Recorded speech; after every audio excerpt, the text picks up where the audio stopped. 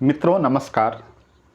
एक मित्र ने पूछा है कि ये जो संत पुरुष ज्ञानी पुरुष जिसको बोलते हैं तो उनका क्या लक्षण होता है, उसका जीवनचर्या कैसा होता है, उस पर आज आप कुछ कहिए। तो इसमें हम चर्चा करेंगे। तो एक सूचना देना चाहता हूँ कि आप ध्यान की साधना में गहराई में जाना चाहते हैं तो इसके लिए मैंने कुछ प्राइवेट ध्यान का प्रयोग कराने वाली गाइडेड मेडिटेशन का वीडियो बनाया है। तो आप वो वीडियो देखना चाहते हैं तो आप मुझे व्हाट्सएप पर बात करें। वो नंबर मैंने डिस्क्रिप्शन में दिया हुआ है, व्हाट्सएप का नंबर। और इसमें आपको कुछ थोड़ी सी योगदान भी करना पड़ सकती है। तो मित्रों आगे चलते हैं। संत पुरुष का क्या लक्षण होता है, संत पुरुष का कैसा होता है, उसका लक्षण क्या होता है, आप बाहर से देख के जान नहीं पाएंगे। क्योंकि बाहर से हम जो देखेंगे वो अंदर का स्थिति नहीं होता है ना। अंदर कुछ आदमी और होता है, बाहर जो दिखता है वो और होता है। और जो आदमी अंदर से ठीक नहीं होता है, विचारों में उलझा हुआ होता है, वो आदमी बाहर नाटक करके अभिनय करके ऐसे वेशभूषा लगा के वो साधु दिख सकता है। तो इसलिए हम बहुत सारे लोग भ्रम में पड़ जाते हैं और साधु मान लेते हैं ऐसे व्यक्ति को जो साधु है नहीं, है ना। ऐसे भी चलता हमारे समाज में कि कोई आदमी, सामान्य आदमी, वो गेरुआ वस्त्र पहन लेता और इधर क्या है वो त्रिशूल जैसा बना लेता और चल देता और मांग लेता आदमियों से और आदमी उसको दे देते। और जब वो घर में आता तो वो लुगा जो वेशभूषा उसने लगाया है वो नाटक था उसका, वो फेंक देता और जो है भट्टी में जाकर वो शराब पी लेता। तो ऐसे भी आदमी होते। मगर हमको भ्रम में पड़ गया, क्योंकि बाहर से दिखने, हम तो बाहर से ही देखते, बाहर से तो संत लगता है और संत जैसा दिखना बहुत आसान है। क्या बड़ी बात है उसमें, है ना। उसमें तो कुछ वस्त्र लगाना है, बहुत सस्ता मिलता है वो भी, है ना। और कुछ क्या क्या करना है, इधर तीसरा नेत्र में वो टीका लगा देना है ना। तो आप संत हो गए। तो आप संत दिखेंगे और लोग आपको प्रणाम करेंगे, है ना। जो हम जैसे लोग होते हैं, हम तो ऐसे नाटक नहीं करते हुए, हम तो सिंपल तरीके, जो संत होता है असली, उसको नाटक नहीं करनी पड़ती, वो सिंपल तरीके से रहता है। इसलिए आप संत पुरुष का पहला लक्षण ये जाने कि जो सिंपल होता है, जो कोई नाटक नहीं करता। क्यों लगाना भाई ऐसा वेशभूषा, क्यों लगाना ऐसा कपड़े, क्यों दिखाना है भाई अपने संत संत संत को क्यों दिखाना है आपको। अगर आप दिखा रहे हैं तो आप झूठ में हैं। जैसे वो सो जोक सुनाते थे कि कोई पुरुष है और ये बोल रहा है कि मैं पुरुष हूँ, तो आपको शंका हो जाएगा, क्योंकि पुरुष है ही वो। अब क्या कहना पुरुष हूँ, अगर पुरुष वो है और सभी को पता चले कि मैं पुरुष हूँ, तो लोगों को शंका लगेगा ये पुरुष नहीं है। इसीलिए वो अपने को समझाने के लिए, दिखाने के लिए पुरुष बोल रहा है। ऐसे जो लोग अपने को संत बोलते हैं, नहीं बोल, मुख से बोलना और वो दिखाना एक ही बात होती है। जो अपने को संत दिखाते हैं तो ऐसे ही बात होती है इसमें भी। क्या क्यों दिखाते हैं भाई, कि आपको खुद पता नहीं है आप संत है। अगर आप खुद पता है संत है तो क्यों किसी को दिखाना, क्या होगा उससे। तो इसीलिए ये संत के चक्कर में हम पड़ जाते हैं और बाहर की वेशभूषा देख के हम उसको संत मान लेते। और जो हम लोग हैं, हम विचारों में उलझे हुए लोग हैं, तो हम किसी को तो देख नहीं सकते उसके अंदर का, है ना। जैसे अगर आप विचारों से खाली हो गए तो आपकी आंखें शुद्ध हो गई, तो आप देख पाते कि कौन अंदर से सुलझा हुआ है, कौन अंदर से नहीं सुलझा हुआ है, वे आप देख पाते। इसलिए जो संत पुरुष है वो पता लगा देते हैं एक ही बार में। उनकी आंखें एक्सरे जैसी होती है, वो आदमी को देखते से पता चल जाता है भाई वो अंदर से उसका क्या घूम रहा है, वो क्लियरिटी में है कि नहीं है, क्या है वो दिख जाता है।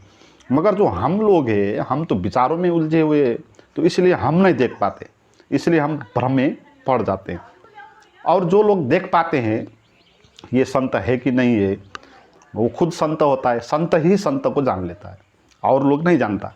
और संत को जान के भी कुछ मीनिंग नहीं होता, क्योंकि वो भी एक मेरा जैसे आदमी है, तो क्या फ़र्क पड़ेगा, है ना। तो मगर हमको बहुत वैल्यूवान लगता है। जैसे आपको ये लगा कि आपने ये सुना है कि ये व्यक्ति संत है, तो आप उसको बहुत आदर देते, बाप बाप ये तो संत है, बहुत बड़ा है, आप ये मानते।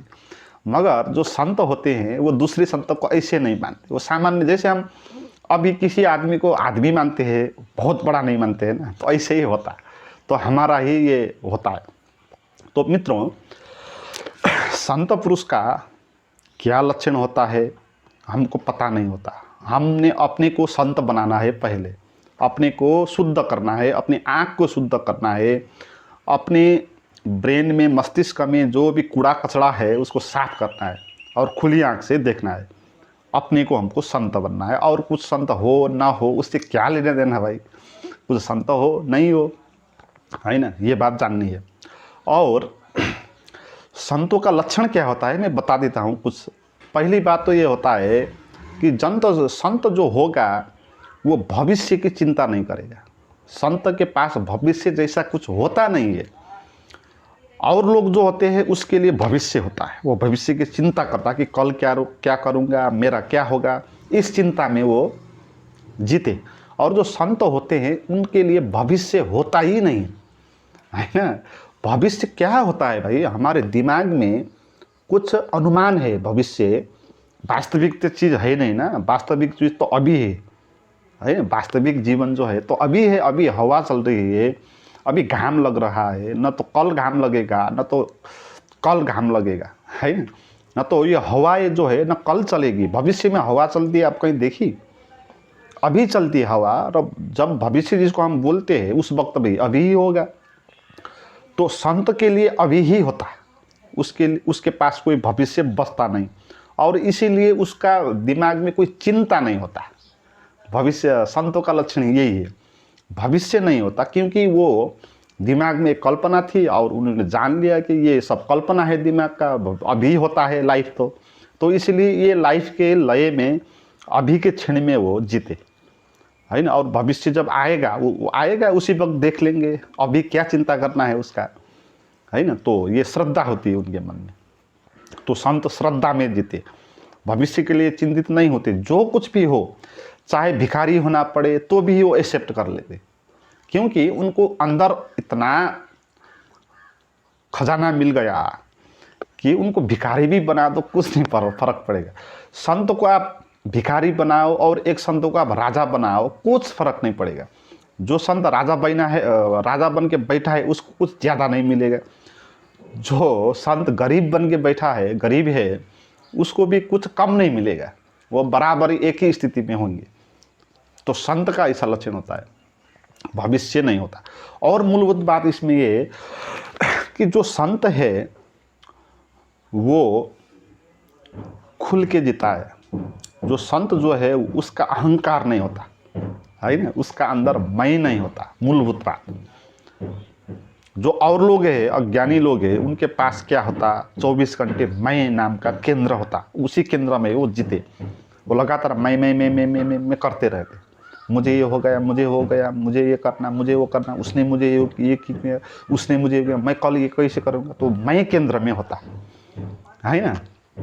और जो संत होते हैं उनके केंद्र में मैं नहीं होता, बस यही फर्क है, और कुछ फर्क नहीं है। संत ऐसे आदमी कुछ है नहीं कि जैसे आप सोचते हैं ना, जो संत हो गए तो बहुत कुछ हो जाएगा अलग सा, कुछ स्वर्ग में वो चले जाएंगे और उनके अंदर जो है प्रकाश की किरणें फूट जाएगी और वो आभामंडित हो जाएंगे, और ये होगा वो होगा, और जीवन ही दूसरा हो जाएगा, और वो पैर से नहीं चलेंगे, वो बहुत सारी चीज़ें आपने सुनी होगी। ये सब बकवास है ना। एक ही बात होती है कि संत खाली होते हैं भाई। जो अज्ञानी है वो भरी होते हैं, उन्होंने कुछ इधर से उधर से विचार लेके अपने दिमाग में वो कूड़ा करकट भर लिया और अपने को मैं खड़ा कर लिया और भविष्य की चिंता करते। जो संत होते हैं वो एकदम सिंपल होते हैं। इसलिए आप संत को आपको संत पहचानना बहुत मुश्किल होगा, क्योंकि संत बिल्कुल सीधा होता है, एकदम सीधा होता है। उसके अंदर मैं जैसा, जैसे बच्चे होते हैं ना, तो बच्चे के अंदर मैं जैसा केंद्र नहीं होता है। तो बच्चे खुश होते हैं, आनंदित होते हैं, है ना। तो संत जो है बच्चे जैसे होते हैं, है ना। जैसे जीसस ने बताया, मेरे प्रभु के राज्य में वही प्रवेश कर पाएगा जो बच्चे जैसा है ना। तो बिल्कुल बच्चे जैसा होता है भाई, कुछ ज़्यादा नहीं होता, मगर आपके पास जो ज़्यादा है उससे कम होता है वो होने के रूप में। तो कुछ होता ही नहीं सन, जैसे बच्चा होते हैं ना, जैसे 1 साल का बच्चा हो गया तो उसके अंदर कुछ मैं होता नहीं है, फिर भी वो रस से आकुरित होता है, हंसता है ना। तो संत ऐसे ही हंसते, बच्चे जैसे हंसते, उनके पास मैं जो है वो ख़त्म होते, वो जान लेता कि मैं कुछ होता नहीं, ये मेरा इल्यूजन है, छोड़ देते और बच्चे जैसे सिंपल बनते। तो और आपने ये भी सुना होगा कि जो संत होते उसको सभी कुछ दिखाई पड़ेगा, वो आकाश को जानेंगे, ब्रह्मांड को जानेंगे, तीसरा नेत्र खुल जाएगा, ऐसा भी नहीं है, उसको कुछ नहीं पता होगा भाई। संत ऐसा व्यक्ति होता है जिसको कुछ पता ही नहीं होता है, बस आप ये मान ले, है ना। मगर हम बोल देते हैं सभी चीज़ों के बारे में, जैसे ओशो है, 10,000 प्रवचन है, क्या नहीं बोला उन्होंने, सभी विषय के बारे में बोला, और ये लग के ये आदमी तो बहुत टैलेंट है, इसको तो सब पता है ये नहीं है, ओशो को कुछ नहीं पता है। वो जैसे बच्चे होता है ना, बच्चे को कुछ नहीं पता है, ये मेरे बाप है, ये मेरे माँ है ना। छोटे छोटे बच्चे को ये भी उतना पता नहीं होता है, ये मेरा देश है, मैं इस जिले का हूँ, है ना, ये जात का हूँ, कुछ नहीं पता है उसको। ऐसे स्थिति में होते संत भी, उनको भी, क्योंकि ये पता हो नहीं सकता। जीवन इतना विराट है, आकाश कितना असीम है कि आप